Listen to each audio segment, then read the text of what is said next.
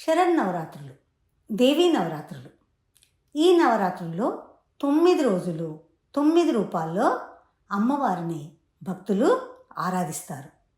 శరన్నవరాత్రుల్లో భాగంగా 3వ రోజు చంద్రఘంటామాతను ఆరాధిస్తారు. ఇదే రోజున విజయవాడ కనకదుర్గాదేవి ఆలయంలో అమ్మవారిని అన్నపూర్ణాదేవి రూపంలో కొలుస్తారు. యాదేవీ సర్వభూతేషు చంద్రఘంటారూపేణ సంస్థిత. అలా ఈ మంత్రాలను పఠిస్తూ అమ్మవారిని ఆరాధించడం వల్ల మనకు కష్టాలన్నీ తొలగిపోయి సుఖశాంతులను అనుగ్రహిస్తుంది ఆ మాత. అలాగే ఈ చంద్రఘంటాదేవి అవతారంలో అమ్మవారు పాపాలను నాశనం చేసే దేవతగా ప్రసిద్ధి చెందింది. చంద్రఘంటాదేవి ధైర్యానికి, నిర్భయతకు ప్రతీక. అమ్మవారిని పూజించినటువంటి భక్తుల మనసుల్లో ఉన్నటువంటి ప్రతికూలతలు అన్నీ కూడా తొలగిపోయి సానుకూల శక్తిగా మారుతుందని శాస్త్రాల్లో కూడా చెప్పబడింది. అలాంటి అమ్మవారు ఈ చంద్రఘంటాదేవి రూపాన్ని ఎందుకు ధరించవలసి వచ్చిందో మనం ఇప్పుడు చూద్దాం. పార్వతీదేవిని పెళ్లి చేసుకోవడానికి వచ్చినటువంటి పరమేశ్వరుడు హిమవంతుని రాజభవనానికి చేరుకున్నాడు. అక్కడ ఆయన వేషధారణ చూసినటువంటి పార్వతీదేవి తల్లి మూర్ఛపోయింది. కారణం, అతడు మెడలో సర్పాలను ధరించి జటాజూటధారి అయి పులి చర్మాన్ని కప్పుకొని ఉన్నాడు. అలా చూసిన తల్లి మూర్ఛపోయింది. అప్పుడు పార్వతీదేవి ఆ పరమేశ్వరుణ్ణి ప్రసన్నం చేసుకోవడానికి చంద్రఘంటాదేవి రూపాన్ని ధరించింది. అప్పుడు శివుడు అందమైన యువరాజుగా కనిపించాడట.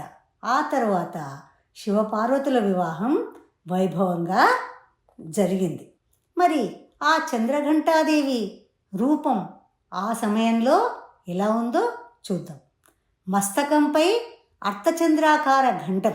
దీని ఘంటారావము రాక్షసులను వణికిస్తుందట. అదేవిధంగా ఆమె సింహవాహిని. చంద్రఘంటామాత అన్ని రకాల శస్త్రాయుధాలను ధరించి యుద్ధానికి సిద్ధమైనట్లుగా కనిపిస్తుందట.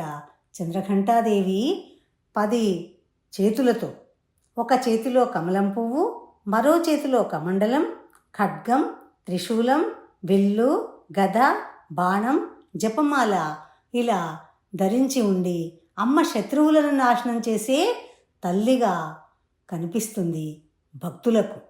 అమ్మవారిని ఎవరైనా ఓం శ్రీ చంద్రఘంటాయై నమః అని మనస్ఫూర్తిగా ఆరాధించినట్టయితే వారి కష్టాలన్నీ తొలగిపోయి సుఖశాంతులు కలుగుతాయని భక్తుల యొక్క ప్రగాఢ విశ్వాసం. మన మేధస్సు, తెలివితేటలు కూడా పెరుగుతాయని పండితులు చెబుతూ ఉంటారు. అదేవిధంగా అమ్మవారికి ఇష్టమైనటువంటి రంగు ఎరుపు, నారింజ. అందుకే అమ్మవారిని ఎర్రచందనం, ఎర్రచున్ని, ఎర్రని పువ్వులు, ఎర్రని పండ్లను నైవేద్యంగా సమర్పిస్తారు. అలాగే భక్తులు పసుపు, కుంకుమ, చందనం పువ్వులతో పూజిస్తారు. అమ్మవారు సింహవాహిని. నైవేద్యంగా పాలు, చక్కెర, బెల్లం వాటితో తయారు చేసినటువంటి పాయసాన్ని సమర్పిస్తారు. ఇంకా ఒక ప్రత్యేకత ఏంటంటే చంద్రఘంటాదేవిని దీపారాధన చాలా ప్రత్యేకంగా ఉంటుంది. ఎందుకంటే ఆమె కాంతి వెలుగు రూపిణిగా భావిస్తారు అందరూ భక్తులు. అమ్మను ఆరాధిస్తే ధైర్యం, ఆత్మవిశ్వాసం లభిస్తాయి. వారిలో ఉన్నటువంటి భయాలు, అడ్డంకులు అన్నీ కూడా తొలగిపోయి శాంతి లభిస్తుంది. అందుకే ఆమె శక్తి రూపం.